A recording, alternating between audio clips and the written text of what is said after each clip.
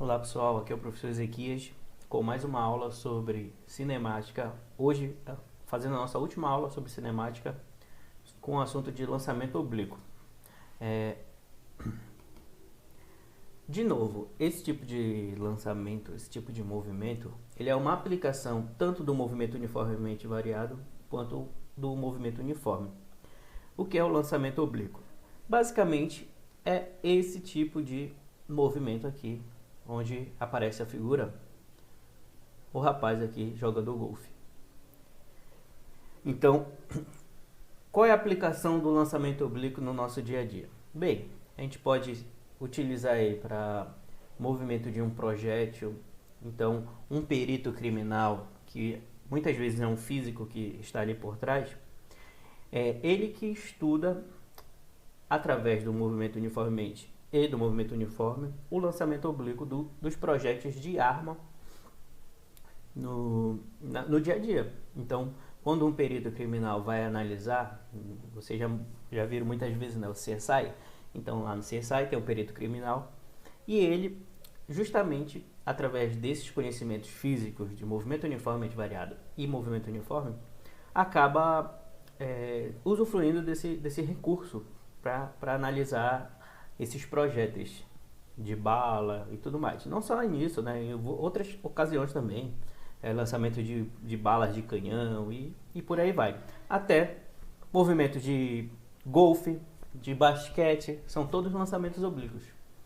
Então, qual é a característica desse lançamento oblíquo?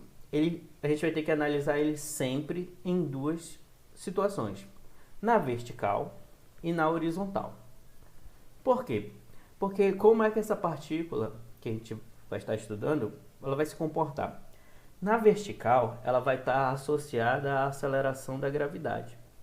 Então, na vertical, é um movimento uniformemente variado, como a gente vai analisar sempre. Então, toda vez que a gente analisar na vertical, a gente vai analisar ela como um movimento uniformemente variado. E quando a gente analisar na horizontal, a gente vai analisar ela só como se fosse um movimento uniforme. Então, primeira coisa, todo lançamento oblíquo ele sai de uma localidade com uma velocidade inicial. Como vocês podem observar aqui, ó, imagina que a gente tem um plano cartesiano. Então, esse central aqui é a velocidade inicial com que esse projétil ou esse corpo que a gente está analisando está saindo, a velocidade inicial que ele está saindo. E a gente faz uma coisa na física chamada de decomposição de vetores. Lembra lá o que é um vetor? Um vetor é aquilo que tem módulo, direção e sentido. Então a velocidade, ela tem módulo, que é o valor da intensidade dela. Então, por exemplo, um corpo com velocidade de 10 km por hora. Qual é o módulo dela? É 10 km por hora. Direção, que é em que direção que ela está indo, se é direita, vertical, horizontal. E sentido, se ela está indo da direita para a esquerda, da esquerda para a direita, de cima para baixo, de baixo para cima. Esse é o sentido da partícula. Então, todo vetor tem módulo, direção e sentido. Nesse caso aqui da velocidade inicial, a gente vai decompor essa velocidade em uma na direção vertical e a outra na direção horizontal. Fazendo isso para facilitar a nossa análise, lembra? No lançamento oblíquo a gente tem que analisar sempre em duas situações, na vertical e na horizontal. Então, na vertical a gente vai chamar de V0y, que é a velocidade inicial na direção vertical, e na horizontal a gente vai chamar de V0x, que vai ser a velocidade inicial na horizontal. Qual é a relação que a gente pode fazer aqui? Aqui a gente vai fazer uma relação de triângulo retângulo. Então, na horizontal, a V0x vai ser a minha velocidade inicial multiplicada pelo cosseno desse ângulo entre eles. Por que isso? Ó? Analisa comigo. O que é um cosseno? É cateto oposto dividido pela hipotenusa. Cateto oposto, V0x. A hipotenusa, V0. Então, Justamente aqui, ó, quando eu passo esse V0 multiplicando o cosseno, eu tenho aqui, ó, essa relação. Se a parte horizontal é o V0, é a velocidade inicial multiplicado pelo cosseno, é claro que a parte vertical vai ser o V0 multiplicado pelo seno, pela outra relação. Porque esse V0y, ele vai ser justamente o meu cateto adjacente. O cateto adjacente dividido pela hipotenusa é justamente o seno, a relação de seno. Então, aqui a gente está dizendo que a gente está decompondo o vetor. A gente vai estar decompondo o vetor, nesse caso o vetor de velocidade. Mas essa aplicação a gente pode usar em toda a física, em todo tipo de vetor. É uma aplicação também, é matemática, né, basicamente. Então, tudo que é vetor a gente pode decompor em partes. No eixo X e no eixo Y, aí a gente tem uma decomposição, onde essas partes vão ser a multiplicação do valor que a gente está decompondo, multiplicado por um cosseno ou multiplicado por um seno, dependendo da relação que você está fazendo. Isso aqui é trigonometria. Não sei se vocês já chegaram sim, com certeza, a estudar com o professor de matemática. Então é uma relação de cossenos e senos. Falando sobre isso, se eu sei que na horizontal o meu objeto ele vai ser aplicado nele um movimento uniforme, então a função da posição na vertical, na horizontal, desculpa, vai ser posição vai ser igual a velocidade de x, né? A gente está analisando na horizontal, multiplicado pelo tempo. Essa daqui vai ser minha função da posição desse projétil sempre que a gente estiver analisando na horizontal. E na vertical? Na vertical a gente vai utilizar aquele lá do movimento uniformemente variado, o da altura, né? Então minha altura vai ser igual a minha altura inicial mais a minha velocidade inicial em y, né? Lembra lá da decomposição da velocidade? Então vai ser aquela velocidade em y multiplicado pelo tempo menos a gravidade, né? Já que ele está influenciado pela ação da gravidade, ó, como mostra aqui, ó, a figura. A gravidade, a aceleração que a gente vai usar é a aceleração da gravidade na vertical. Cadê? Multiplicado pelo tempo ao quadrado dividido por 2. Então, na horizontal, na componente horizontal, vai ser movimento uniforme, aqui é movimento uniforme. E na componente vertical, quando a gente estiver analisando, vai ser o movimento uniformemente variado. Tá ok? Quando é que eu vou usar um ou quando é que eu vou usar outro? Depende da situação.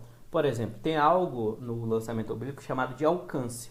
Alcance é a distância que ele vai percorrer quando ele fizer o arco.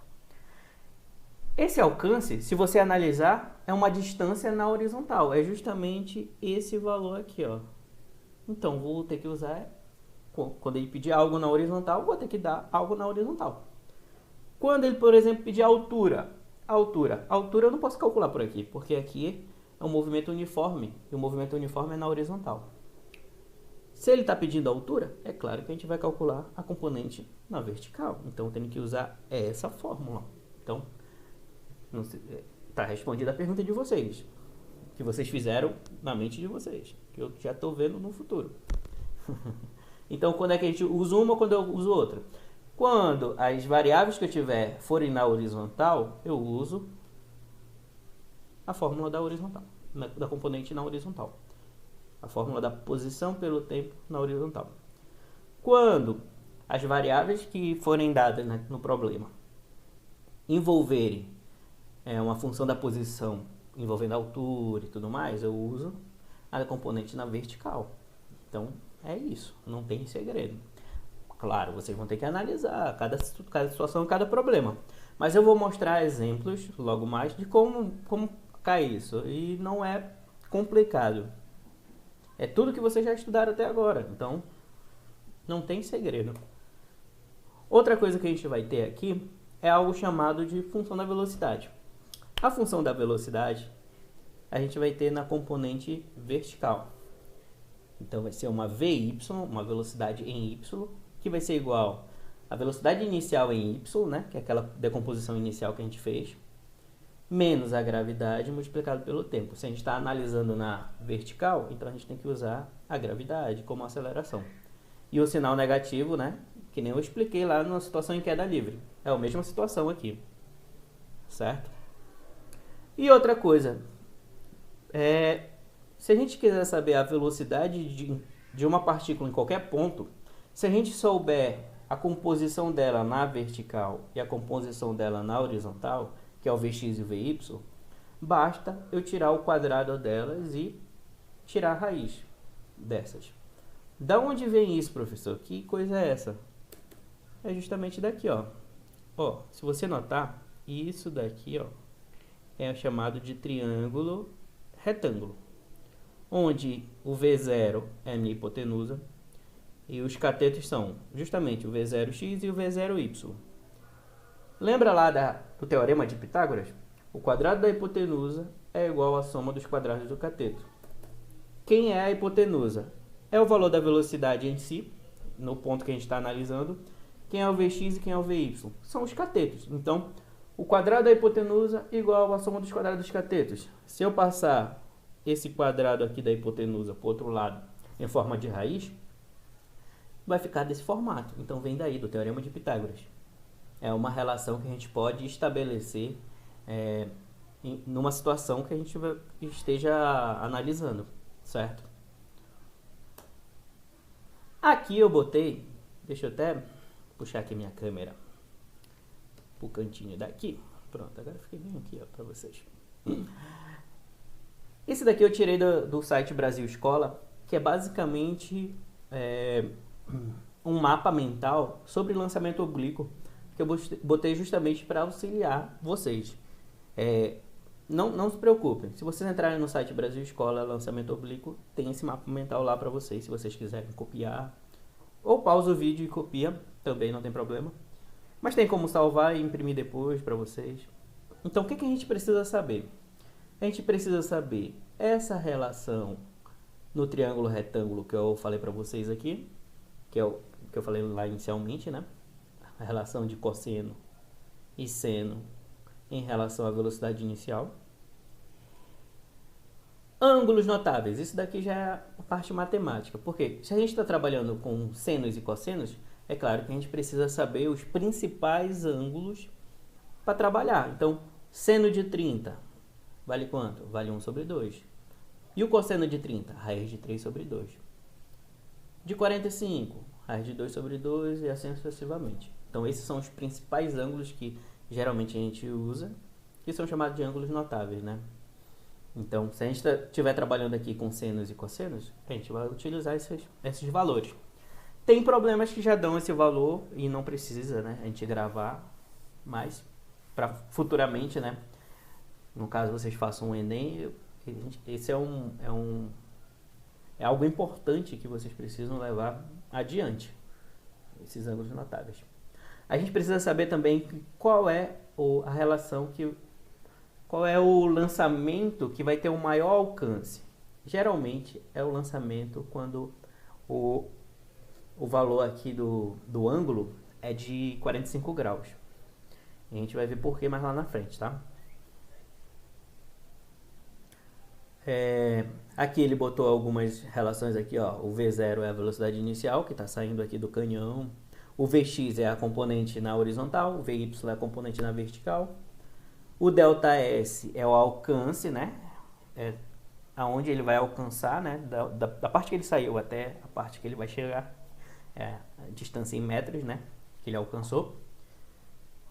E a gente tem aqui a velocidade, a altura máxima também que a gente pode calcular através dessa relação. Então, quais são as relações úteis que a gente precisa? O tempo de subida sempre vai ser V0y dividido pela gravidade. Isso a gente tira lá da função da posição pelo tempo, tá? Outra relação, o alcance máximo. O alcance máximo é essa relação aqui, ó. V0 ao quadrado, seno de 2θ dividido por g. Não se preocupe, vocês não precisam gravar essas fórmulas. Esse conteúdo de lançamento oblíquo é só para complementar o que a gente estava vendo como aplicações do movimento uniformemente variado e do movimento uniforme, tá? Então não precisa gravar tudo isso de forma. As principais são aquelas que eu passei lá atrás, né? De movimento uniformemente variado. Isso daqui são aplicações, então nesse primeiro momento o nosso intuito não é gravar a fórmula, é entender o que está acontecendo. E essa outra relação aqui é a relação de altura máxima também que a gente pode obter calculando essa altura máxima, né? Então vai ser h igual a v0 ao quadrado multiplicado por seno ao quadrado de θ dividido por 2g, tá? Porque aqui eu falei, né, do maior alcance, do alcance máximo que um objeto, um projétil no lançamento oblíquo pode ter, porque o ângulo tem que ser de 45 graus. Basicamente por aqui, ó, por essa relação de aqui, ó, de seno de 2 θ. Qual é o maior valor que um seno pode obter, pessoal? É o seno de 90 graus. O seno de 90 graus vale 1. Os valores de seno, eles variam geralmente de 0 a 1 ou de menos 1 a 1. Então, o valor máximo de um seno é sempre 1, tá? Então, quando é que ele dá 1? É quando o ângulo é 90 graus. Ó. Se você prestar atenção, 2 vezes o ângulo de 45 graus vai dar 90. Então, por isso que, se você quer lançar para a galera aí do foguete, do projeto da robótica que lança foguete, quando é que você vai ter o maior alcance? Quando você lançar esse foguete com um ângulo de 45 graus, tá? Claro que tem outras variáveis relacionadas ao foguete que não vem ao caso, mas se você quer uma inclinação que tenha uma melhor performance, tem que ser essa inclinação de 45 graus. Então, vamos lá ver um exemplo. Eu passei só um exemplo, mas com vários tópicos, né, para a gente analisar. Então, vamos imaginar o seguinte. Um projétil é lançado do solo com uma velocidade de módulo de 100 metros por segundo, numa direção que forma 53 graus com a horizontal. Então, o ângulo de inclinação é 53 graus, né? Desprezando a resistência do ar e adotando g igual a 10 metros por segundo ao quadrado, determine, letra A, o módulo dos componentes da horizontal V0x e vertical V0y. Isso a gente viu lá no começo, né? Esses módulos da componente. Então, vamos achar primeiro essa letra A, depois a gente vê os outros tópicos. Ele também deu os dados aqui do seno, ó. Lembra? Eu falei, sempre os dados vão ser dados, ou vai ser um daqueles ângulos notáveis lá que a gente precisa saber. Mas, nesse caso, como ele deu, a gente vai facilitar mais ainda a nossa conta, né? Então, ele quer saber, ele deu a velocidade inicial, né? Que é essa aqui, ó, o valor de 100. E ele quer saber justamente qual é o valor dessas componentes em x, que é a V0x, e as componentes na vertical V0y. Então, vamos calcular primeiro o V0x.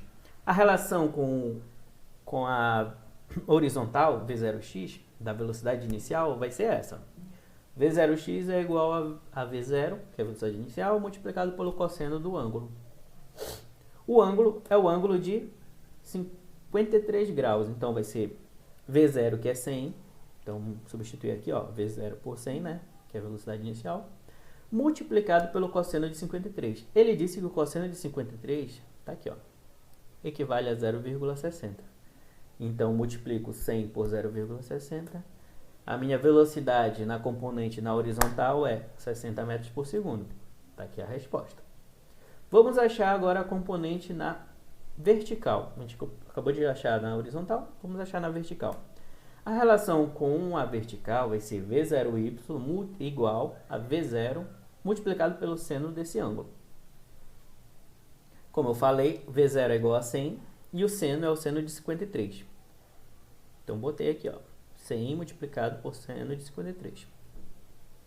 Quanto vale o seno de 53?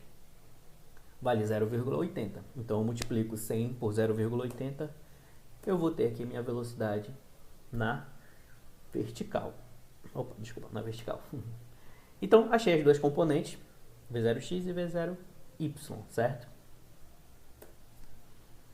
Outra coisa, ele quer as funções da posição no projétil. A gente vai ter duas, sempre quando a gente tiver lançamento oblíquo, a gente vai ter duas funções da posição. Porque a gente vai ter a posição horizontal e a posição na vertical. Posição na horizontal vai ser o S, posição na vertical vai ser o H de altura. Então, vou achar primeiro na horizontal. Então, no eixo horizontal, a minha função da posição tem que ser essa. Lembra, toda função da posição é relacionada ao tempo. Então, quais são as variáveis? Posição e tempo. O que não é variável, eu tenho que substituir com valor. Aqui é o Vx. O Vx ele vai ser sempre igual ao V0x. Na horizontal, é movimento uniforme, a velocidade é constante. Então, a velocidade é a mesma na horizontal. Então, vai ser 60, que foi o valor que a gente encontrou na letra A. Então, vai ser... A função da posição vai ser S igual a 60t. Pronto, acabou. Não precisa mais fazer nada. Na vertical, o que eu preciso saber? Eu preciso saber essa função da posição em relação ao tempo. Na vertical, eu estou falando de altura, né? Então, tem que ser altura igual a altura inicial mais a velocidade inicial na componente vertical, multiplicado pelo tempo, menos a gravidade dividido por 2, multiplicado por tempo ao quadrado. Professor, tudo isso, eu tenho que substituir tudo isso? Lembra, quem é as variáveis? As minhas variáveis aqui vai ser o H e o tempo. É as únicas que eu não vou substituir, o resto eu vou substituir. E eu tenho esses valores. Por exemplo, quanto vale a altura inicial? Lembra, o projétil está saindo do solo. Então, no solo, a altura inicial dele é 0. Quanto é a velocidade inicial? 80, foi o que a gente encontrou na questão passada.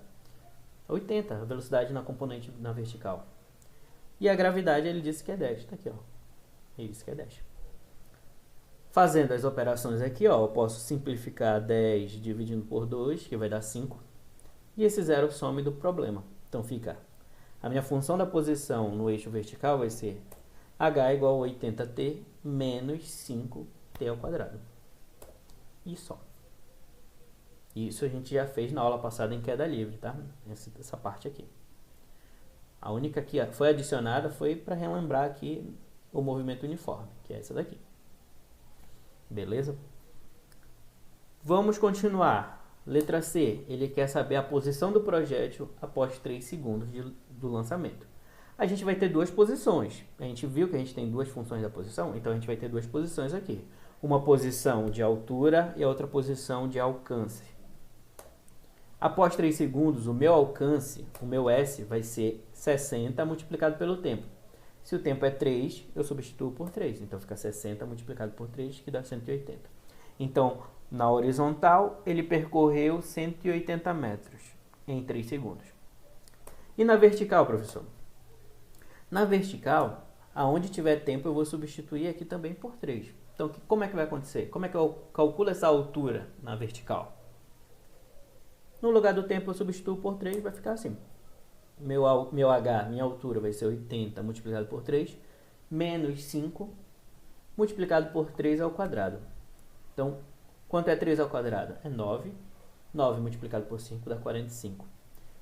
E 80 multiplicado por 3 dá 240. Então, fica 240 menos 45. Fazendo essa subtração, eu tenho o valor de 195 metros. Então, em 3 segundos, ele percorreu 180 metros na horizontal e 195 metros na vertical, de altura. Essa seria a resposta. Agora, se ele pede só a altura, eu calculo só esse. Se ele pede só o alcance, eu calculo só esse. Não preciso calcular os dois. Mas como ele não especificou, a gente precisa calcular os dois no lançamento oblíquo. Tá, pessoal? Outra, ele quer saber a altura máxima atingida. A altura máxima, como vocês viram, é dada por essa fórmula aqui, que tem como demonstrar, mas não é o nosso objetivo que com essa aula demonstrar as fórmulas de alcance máximo, de altura máxima, porque demanda bastante tempo e também não... A gente só está fazendo isso para complementar o assunto de cinemática como último tópico que a gente precisa ver. Então, eu já botei a fórmula direto aí, sem demonstrar nem nada, para a gente calcular essa altura máxima. Então, como é que a gente calcula? A altura máxima é igual a V0 ao quadrado, ou seja, velocidade inicial ao quadrado, multiplicado pelo seno ao quadrado desse ângulo, dividido por 2 vezes a gravidade. vou substituir os valores que eu já tenho. Por exemplo, o V0 é 100. Esse V0 aqui não é na componente vertical e nem horizontal, é o V0 puro, né? O valor aqui, ó, em módulo, é esse aqui. Então fica 100 ao quadrado, multiplicado por seno ao quadrado de 53, que é o ângulo. Esse valor a gente tem, né?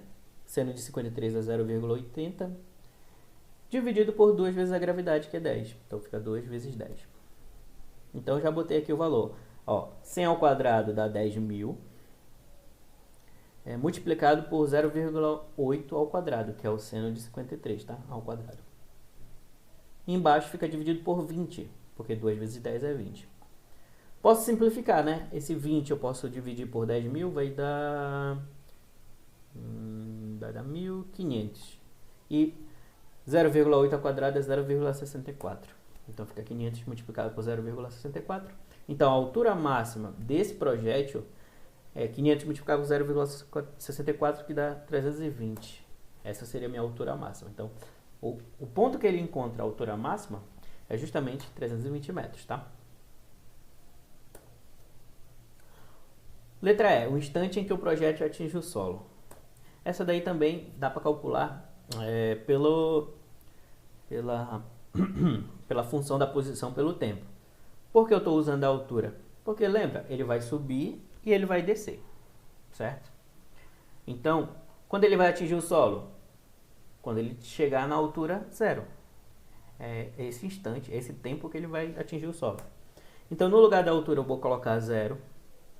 Então, vai ficar 0 igual a 80t menos 5t. Agora, eu vou fazer o seguinte. Eu vou inverter os dois e botar o t em evidência. Lembra, ó, o t está multiplicando tanto esse termo quanto esse termo. Isso daqui é uma equação do segundo grau incompleta. Essa é uma das formas de a gente resolver uma equação do segundo grau incompleta. Nesse tipo de equação do segundo grau, que é incompleta, nesse caso, ela vai ter um valor igual a zero, nesse caso aqui. Por quê? É justamente esse t que saiu aqui, ó, que eu coloquei em evidência. Então, quando eu coloco em evidência, isso significa que essa parte aqui que está multiplicando é igual a zero e essa parte que está dentro também é igual a zero. Então, o meu primeiro resultado, lembra, numa equação de segundo grau a gente sempre tem dois resultados possíveis. Então, meu primeiro resultado possível é zero. E isso faz sentido na física, no caso do lançamento oblíquo. Por quê? Lembra, o projétil foi lançado do solo. Então, quando o tempo era zero, aqui ele saiu e o próximo resultado vai ser justamente quando ele alcançar o solo. Entenderam? Então, meu primeiro resultado é zero, que faz todo sentido. Então, ele saiu do tempo zero e vai cair em outro tempo, que a gente vai calcular agora. Então, como eu falei para vocês, esse t aqui é igual a zero e esse termo que está aqui dentro do parênteses também é igual a zero numa equação do segundo grau incompleta. Isso aqui é um tipo de resolução de equação do segundo grau. Então, eu pego essa parte que está dentro do parênteses e igual a zero também. Então, fica 80 menos 5t igual a zero. Esse 80 eu vou passar para o outro lado, ele está positivo, passa negativo. E esse menos 5 está multiplicando o tempo, eu vou passar dividindo. Então, vai ficar t igual a menos 80 dividido por menos 5. Menos com menos é mais, regra de jogo de sinal, tanto na multiplicação quanto na divisão. Menos com menos sempre vai ser mais. E 80 dividido por 5 dá 16. Então, esse vai ser meu T2. Eu nem coloquei aqui, mas é meu tempo 2 aqui, tá? Igual a 16. Então, ele saiu no tempo zero aqui, ó, do solo. E quando deu 16 segundos, ele caiu. Então, esse foi o tempo que ele atingiu o solo, né? Que o projétil atingiu o solo. E a última questão, para a gente encerrar esse assunto, ele quer saber o alcance desse projétil. Essa daqui é fácil. Bem, se ele demorou 16 segundos para alcançar o solo, basta eu pegar esse t aqui e substituir por 16, que eu vou ter o alcance que ele teve. Então, o S é meu alcance. Eu estou usando a função horária da posição na horizontal, né? Se ele quer o alcance, é na horizontal, lembra? Então, 60 multiplicado por 16. Foi o tempo que ele encontrou o solo.